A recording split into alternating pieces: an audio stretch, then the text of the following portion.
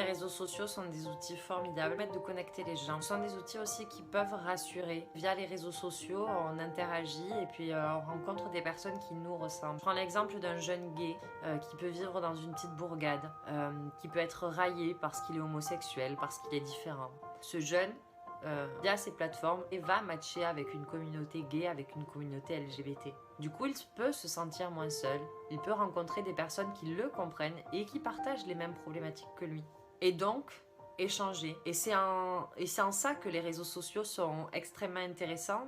Sur l'aspect personnel, c'est qu'ils permettent d'échanger. Ils créent un espace de dialogue, ils permettent de connecter des gens qui ne se seraient pas rencontrés en temps normal. Sur l'aspect professionnel, je dirais que c'est cool parce que les réseaux sociaux effacent tout marqueur. Une communication gratuite pour les professionnels. Qu'on soit accompagné par une agence ou qu'on soit seul, on a la possibilité d'interagir directement avec sa cible. Rien que pour ça, ce sont des outils formidables. Le point qui me semble terriblement important, c'est que les réseaux sociaux permettent de lever le voile sur des actualités qu'on ne souhaiterait pas diffuser. Les réseaux sociaux permettent de bousculer les institutions. Exemple du harcèlement scolaire. Les politiques ne se sont réveillés qu'à partir du moment où l'opinion publique, donc des vous et des moi sur les réseaux sociaux, se sont mobilisés. On a des enfants qui ont été victimes de harcèlement, des enfants qui subissent cette violence à l'école et qui l'ont retrouvée sur ces mêmes réseaux. Donc c'était une violence en fil continu.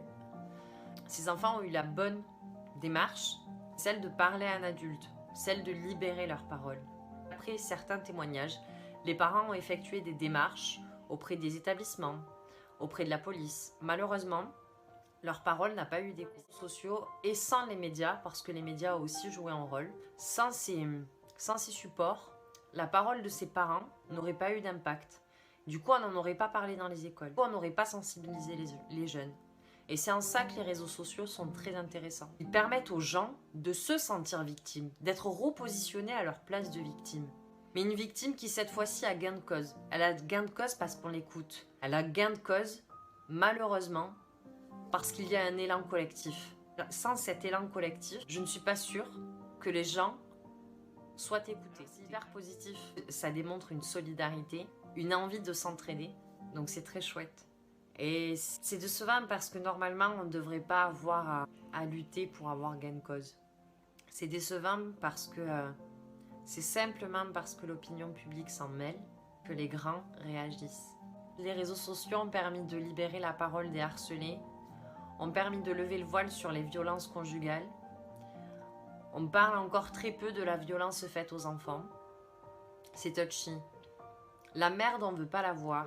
Mais grâce aux réseaux sociaux, et avec l'utilisation des réseaux sociaux, et grâce à l'opinion publique, la merde, on la voit pas, elle nous éclabousse. Et c'est bien parce que ça réveille les gens. Du coup, j'aime beaucoup les réseaux sociaux pour ça. J'aime les réseaux sociaux parce qu'ils permettent de communiquer facilement. J'aime les réseaux sociaux parce qu'ils créent un espace d'échange. J'aime les réseaux sociaux parce qu'ils offrent une chance à tous les pros d'avoir une communication gratuite. Et j'aime les réseaux sociaux parce qu'ils dénoncent. Ils dénoncent une merde qu'on ne veut pas voir. Voilà. Et je m'excuse si je suis un peu vulgaire.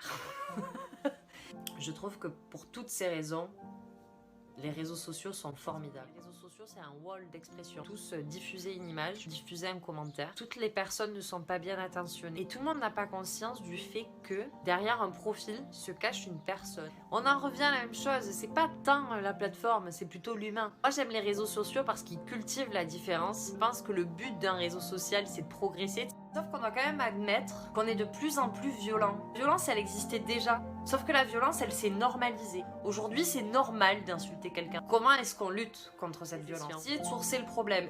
Une personne avec une certaine célébrité va s'exprimer via sa story ou via ses lives. Elle va justifier certains de ses agissements suite à la diffusion d'un programme ou suite à la diffusion d'un article. Derrière, il y a des personnes qui la suivent. Partant du principe que je me lève le matin, je branche mes écouteurs, la musique que j'écoute, elle est pas hyper positive. Et moi, ça se passe pas très bien. Quand je me connecte sur les réseaux, je vois ce genre de profil. Il y a des personnes qui ont des capacités de discernement, des personnes qui en ont moins. Les personnes qui ont un peu moins de capacité de discernement vont prendre exemple sur ces modèles. Et c'est en ça qu'on est tous responsables. Et au-delà du simple fait de lutter, on revient à notre positionnement, au positionnement de l'humain. Quelle est la place de l'homme